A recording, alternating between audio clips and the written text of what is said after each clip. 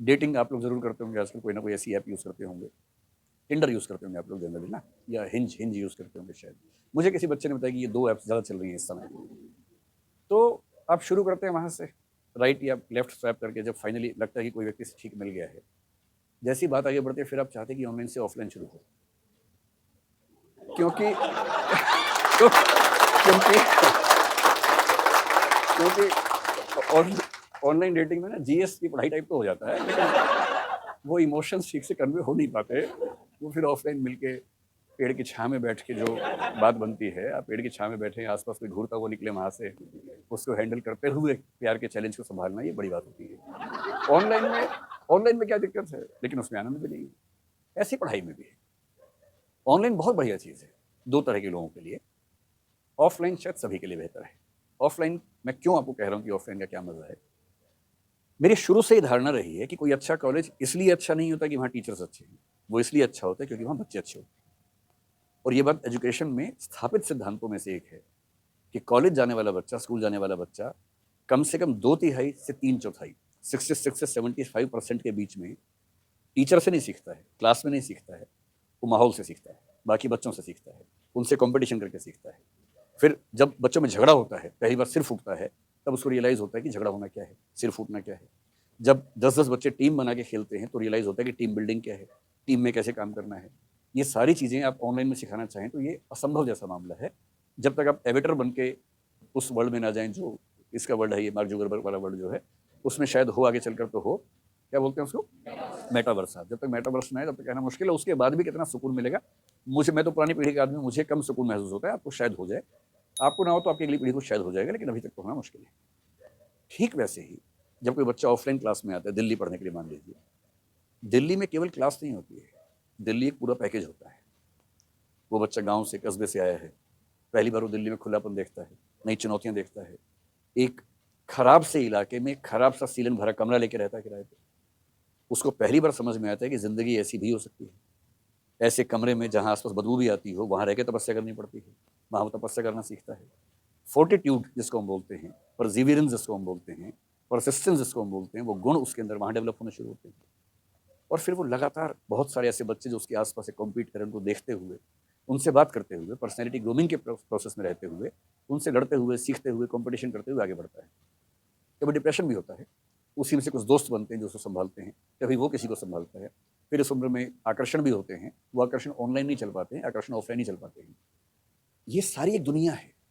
ये 21 से 23-24 साल की जो उम्र है जिसमें आपको एग्ज़ाम देना होता है, ये एग्ज़ाम केवल एग्ज़ाम की उम्र नहीं है, ये उम्र बहुत सारी चीज़ें करने की उम्र होती है।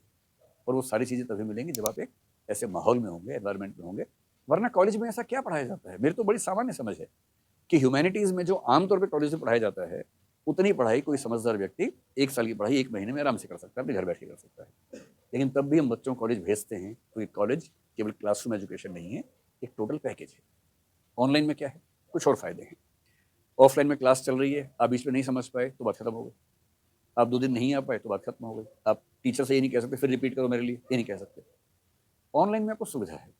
आप एक क्लास को 4 बार सुन लें, बीच में ब्रेक दे दें, कस्टमाइज़ कर लें, 1.25x पे सुन लें, स्पीड बढ़ा के सुनें, स्पीड कम करके सुनें, रिपीट करके सुनें, एक बात को रुक-रुक के सुनें।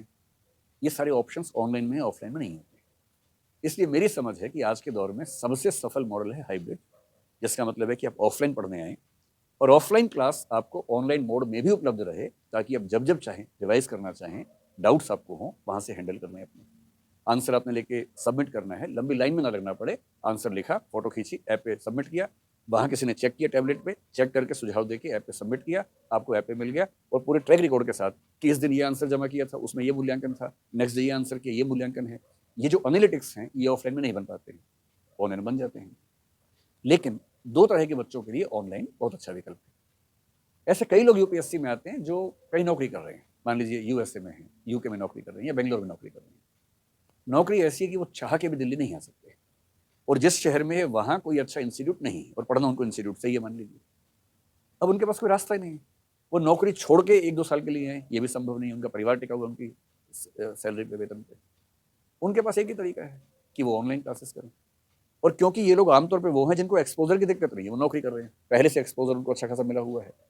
क्योंकि उनको एक्सपोज़र की दिक्कत थी नहीं, उनको केवल पढ़ाई से मतलब है जो क्लास में हो रही है और वो ऑनलाइन मिल गई उनको। तो नौकरी पेशा लोगों के लिए ऑनलाइन एक बड़ा वरदान है।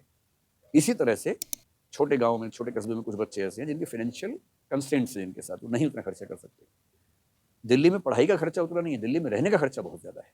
आप 2 साल तक या उसके बाद और पढ़ाई को मजबूत करने के लिए मान लीजिए 1 साल और रहते, 3 साल तक हर महीने दिल्ली में रहना मजाक नहीं है, बहुत महंगा होता है।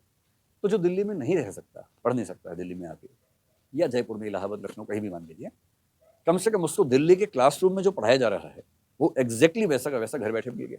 ये ऑनलाइन का वरदान है। तो मुझसे जब भी कोई पूछता है कि ऑनलाइन बेहतर है कि ऑफलाइन, मैं सीधी सी बात कहता हूँ, यदि आप नौकरी पेशा हैं तो नौकरी छोड़िए मत, ऑनलाइन पढ़ लीजिए। यदि आप दिल्ली या कोई बड़ा शहर अफोर्ड नहीं कर सकते हैं तो ऑनलाइन पढ़िए आराम से, कम 1-2 साल एक बेसिक आइडिया हो जाए, उसके बाद 6 महीने दिल्ली आ जाइए एक धार लगाने के लिए अपनी तैयारी को।